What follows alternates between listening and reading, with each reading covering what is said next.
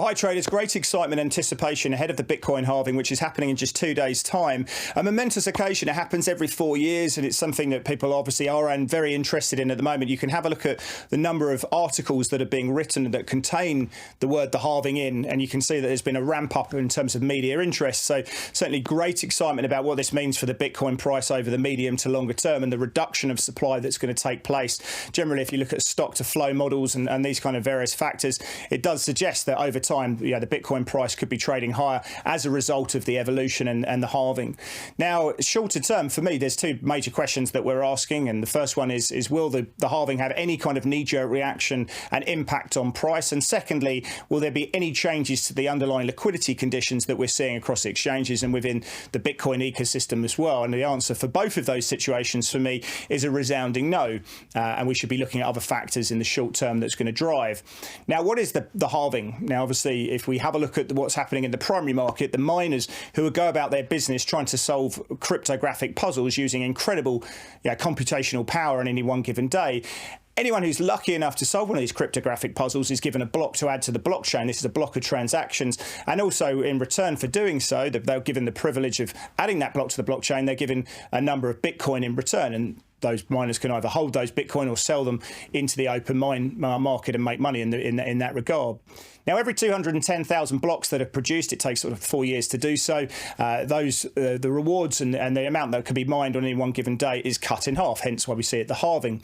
And that number of tokens that could be mined on one day is going to go down to 450. And the reward for a miner to solve those cryptographic puzzles is going to go down to 3.125 Bitcoins from just over 6 at the moment. Obviously, in that situation, it does have an impact on the primary market. These are the miners that are solving these cryptographic puzzles, not just because the difficulty of solving them is going to be going up, and that's going to have an impact as well going forward on the hash rates, but also in terms of the actual number of players that are going to be going there. There could be an impact on the number of players, and there could be consolidation within that scene going forward.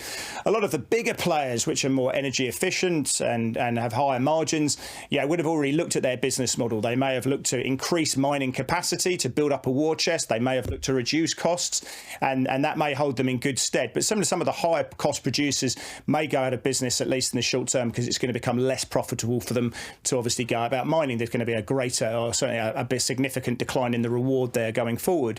If we have a look at CEOs and commentary from the likes of Marathon Digital, Iris Energy, Riot Platform, all some of the big listed names at the moment, obviously they're suggesting there could be an impact on earnings going forward, but they'll be in a good position over the longer term to try and pick up market share. Obviously, in this situation, you are going to be looking at a situation where fewer miners are going to be picking up more of the coins going forward. So we can look at their equity and see how the market perceives their earnings as a result of the changes that are going to be taking place. But of course, there is going to be an impact on supply. Now, if we have a look at the secondary market, which of course is so important for the trading dynamics, nothing really changes. There's 19.7 million coins that are in circulation. We obviously are getting closer to that point when all 21 million coins are fully circulated into the market. That's not going to take place until 2140. But effectively, that number of coins is not going to change, and therefore one suspects it's not going to have an immediate impact on liquidity or the price of Bitcoin. It will affect the mining industry, but it's not going to have a knee-jerk or an immediate knee-jerk reaction on that situation. In fact, what we're seeing shorter term is a very strong realized correlation with what's happening in the Nasdaq. We can have a look at the 10-day realized correlation between Bitcoin and the Nasdaq and see that currently sitting at 94%. We can have a look at the 20-day correlation and see that sitting at 68%. So if you tell me where the Nasdaq's going to be going in the short term, I'll probably tell you where Bitcoin's going to be going. That's the immediate impact that we're going to be seeing in the market. Another impact that's been driving the current price of Bitcoin has been the inflows that we've been seeing into ETF funds. I know we've seen a reasonable level of outflows from the Grayscale ETF, but across the other sort of 10 ETFs we've seen over $12 billion of ETF fund flows that have been taking place. And that's had a reasonable correlation between the performance of Bitcoin and those fund flows. And in recent times, we've actually seen a dissipation in those fund flows, and it's probably no surprise then we're seeing this sideways price action taking place. And again, those ETF flows will sort of feed into the idea about where demand's going to be going forward. But if we have a look at the technicals in Bitcoin, we can see really strong level of support around that 60,000. I think if we were to break down through there, then we could get a bit more of a pullback in the days ahead. But I think the Bitcoin halving situation is probably in the short term going to be overrun by what's happening in more risk sentiment, and also what's happening in fund flows going to be taking place into those ETFs. In fact, we could also solidify the idea about what's happening as Bitcoin as a store of value or a risk asset by what we saw in recently, where we saw the headlines coming out about potentially a reprisal from Israel towards Iran, and we saw Bitcoin falling 9%, but then PAXG, which is a Bitcoin token which is backed by gold, that rallied 40%. So one suspected if the gold market was trading there, we would have seen the gold price moving up. But what it showed us is that Bitcoin for now is trading more as more of a risk asset, and it has a very strong correlation with the Nasdaq. So we've got to have a look at where risk assets such as equities are going to be going in the short term.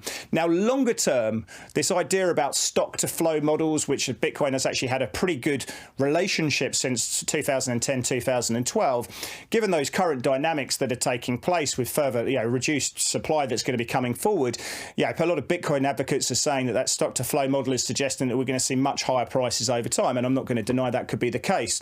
If we have a takeout supply out to market, but we see very high demand going forward, then of course the Bitcoin price is going to be going up, and there is a scarcity asset that obviously is going to be multiplied as we go through time.